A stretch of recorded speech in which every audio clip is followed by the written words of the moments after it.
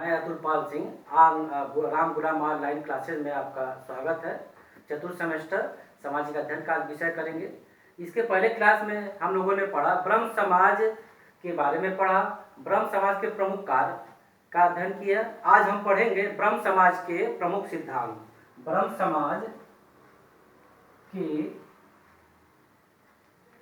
प्रमुख सिद्धांत। ब्रह्म समाज का जो प्रमुख सिद्धांत था उसमें नंबर 1 आता है, ईश्वर एक है, वह निराकार है, सर्वव्यापी है।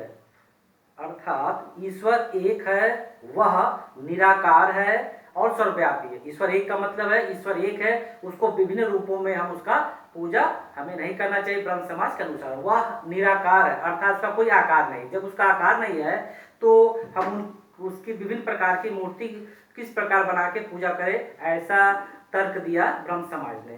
सर्वव्यापी है, ईश्वर सब जगह व्याप्त है, सभी कण कण में व्याप्त है, हर व्यक्ति के हृदय में है, संसार के हर स्थान पर है। ब्रह्म समाज का दूसरा कारण है, ईश्वर की पूजा के लिए मूर्ति पूजा, कर्मकांड, बाह्य आडंबर की कोई आवश्यकता नहीं है।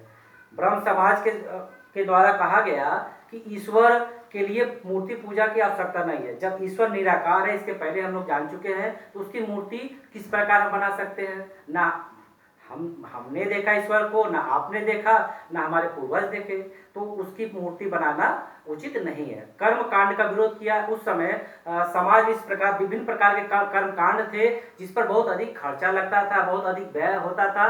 तो हर एक सामान्य व्यक्ति के लिए, निम्न व्यक्ति के लिए ये संभव नहीं था। बाह्य आडंबर, विभिन्न प्रकार के अंधविश्वास हमारे समाज में फैले हुए थे जो हमारे विकास में बाधा बन रहे थे। तो इस प्रकार विभिन्न आडंबरों की भी मानने की आवश्यकता नहीं है।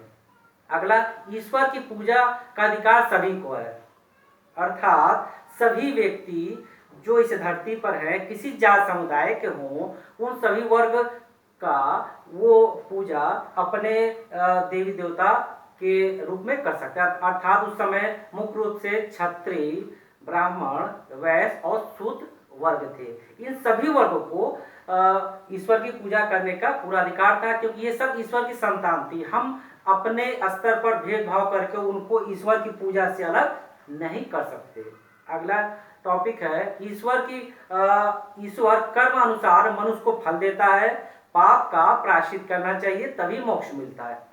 ब्रह्म समाज द्वारा कहा गया कि सभी व्यक्ति को अपने कर्म के अनुसार मनुष्य को ऊपर वाला फल देता है। अर्थात जो व्यक्ति कर्म करता है इस संसार में, उसके अनुसार ईश्वर उसको फल देता है। और यदि मनुष्य किसी प्रकार का कोई पाप हो जाता अनजाने में, तो उसको प्रायश्चित करना चाहिए, अर्थात गलती का एहसास करना चाहिए। तो हमारा प्रायश्चित स्वतः ही ईश्वर के आशीर्वाद से धुल जाता है और तभी मोक्ष मिलता है। अर्थात इस संसार के जीवन मरण के चक्र से यदि मुक्ति पाना है, मोक्ष पाना है, तो हमको कर्म करना अच्छा है। और पाप यदि किसी अनजाना कारण से हो जाता है तो उसको दूर करने के लिए प्रायश्चित करना अनिवार्य है। अहिंसा में विश्वास करना, ब्रह्म समाज का जो प्रमुख सिद्धांत है कि अहिंसा में विश्वास करना, ये किसी प्रकार के हिंसा के पक्ष में नहीं है। इनका मानना है कि इस धरती पर सभी जीव जंतु, चाहे वो मानव हो, पशु हो, पक्षी हो, किसी रूप में जीव हो, तो उनके प्रति हिंसा नहीं करना, उनके प्रति दया का भाव रखना। वो भी हमारे इस पृथ्वी पर हमारे सहयोगी हैं, हमारे अच्छे समाज के वाहक हैं। आत्मा, अगला है, आत्मा अजर अमर है, शरीर नाशवर है।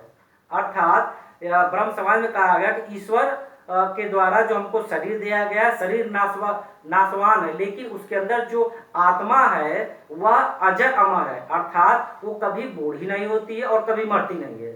हमारी आत्मा कभी बूढ़ी नहीं होती है, कभी मरती नहीं है, केवल शरीर नाशवान है, नष्ट होता है। जिस प्रकार हम अपने पुराने कपड़े को बदल के नया कपड़ा धारण करते हैं, ठीक उसी प्रकार हमारी आत्मा भी पुराने शरीर को त्याग कर नए शरीर का धारण करती है। इसलिए ईश्वर के द्वारा जो आत्मा दी गई है, हमारे शरीर के अंदर आत्मा है जो ईश्वर के एक अंश है, इसलिए सभी मानव के प्रति दया भाव रखना चाहिए।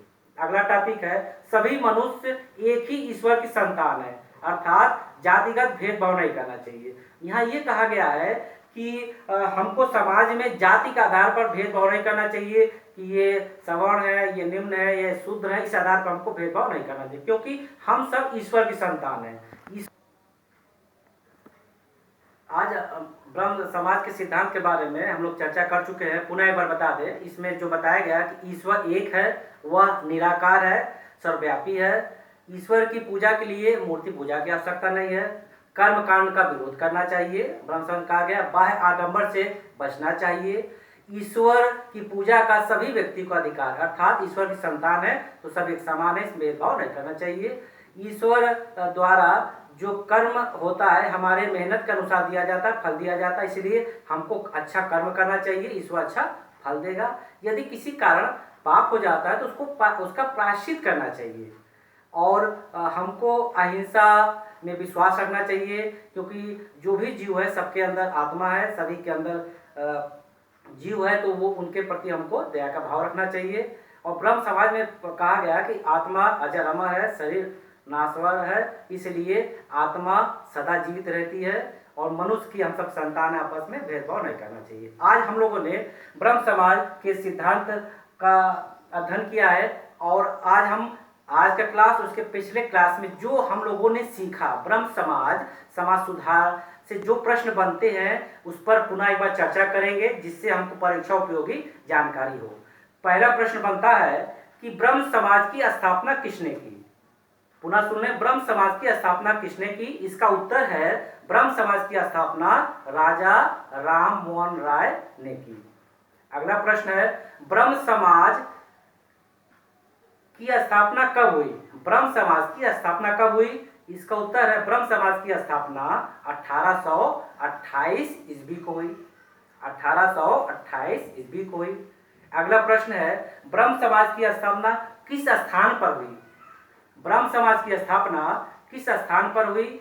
तो इसका उत्तर है ब्रह्म समाज की स्थापना कलकत्ता या कोलकाता में हुई। 3 प्रश्न मिला हमको। ये सारे प्रश्न परीक्षा उपयोगी है, समय समय पर आप इसको नोट भी करते चलिए, क्योंकि C TET, UP TET, TGT, PGT आदि में जिस पाठ्यक्रम में ये समाज सुधार आंदोलन है और ब्रह्म समाज है तो ये प्रश्न बन के आते रहते हैं। अगला प्रश्न है संवाद कौमुदी। हम लिख दे रहे हैं संवाद कौमुदी। संवाद कौमुदी के संपादक कौन थे। तो राजा राम मोहन राय। ये भी प्रश्न कई बार परीक्षा में आ चुका है। संवाद कौमुदी के संपादक राजा राम मोहन राय थे। एक और प्रश्न है फारसी अखबार मिरातुल अखबार, मिरातुल अखबार के संपादक कौन थे।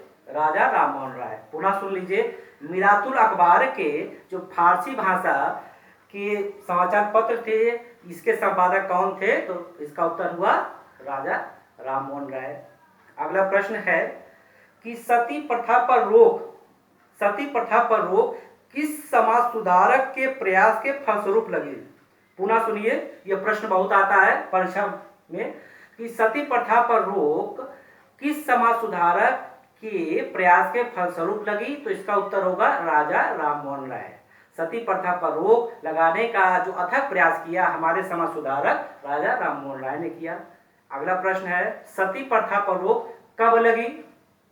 सती प्रथा पर रोक कब लगी। तो इसका उत्तर है सती प्रथा पर रोक 1829।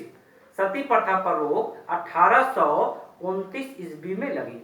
और किस गवर्नर जनरल के द्वारा लगाई गई। तो Lord William Bentinck. Lord William Bentinck. देखिए कई प्रश्न मिल जा रहे इससे कि सती प्रथा पर रोक किस समाज सुधारक के प्रयास के फलस्वरूप लगी। तो राजा राम मोहन राय। कब लगी। 1829 ईस्वी में। किस गवर्नर जनरल ने लगाई। तो लॉर्ड विलियम बेंटिक। अब आगे चलते हैं कि किस भारतीय समाज सुधारक को नव जागरण का अग्रदूत कहते हैं। किस भारतीय समाज सुधारक को नव जागरण का अग्रदूत कहते हैं। इसका उत्तर है राजा राम मोहन राय। कभी प्रश्न आए कि किस भारतीय समाज सुधारक को भारत का नव जागरण का अग्रदूत कहते हैं, तो राजा राम मोहन राय। अगला प्रश्न बनता है कि किस भारतीय समाज सुधारक की मृत्यु भारत के बाहर हुई? किस भारतीय समाज सुधारक की मृत्यु भारत के बाहर हुई? इसका उत्तर है राजा राम मोहन राय की हुई। इसके पहले वाले क्लास में हम चर्चा कर चुके हैं। एक और प्रश्न बनता है कि विधवा पुनर्विवाह अधिनियम पारित किस समाज सुधारक ने किया?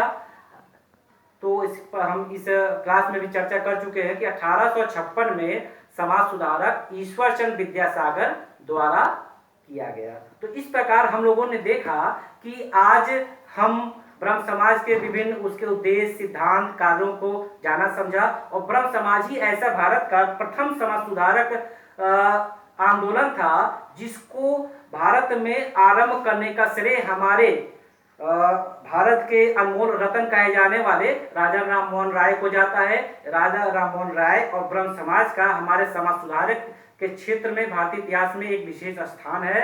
इससे संबंधित समय समय पर प्रश्न बनते रहते और आते रहते हैं, और उम्मीद है कि आपको पढ़ाए गए इन विषय वस्तु पर जानकारी प्राप्त होगी। समय समय पर आपसे पुनः एक बार कह रहे हैं कि समय समय पर जो भी महत्वपूर्ण बिंदु हो आप उसको नोट करते चलिए। अगले क्लास में हम पढ़ेंगे प्रार्थना समाज। अगले क्लास में पढ़ेंगे प्रार्थना समाज पर चर्चा करेंगे। आज का क्लास यहीं समाप्त होता है। नमस्कार।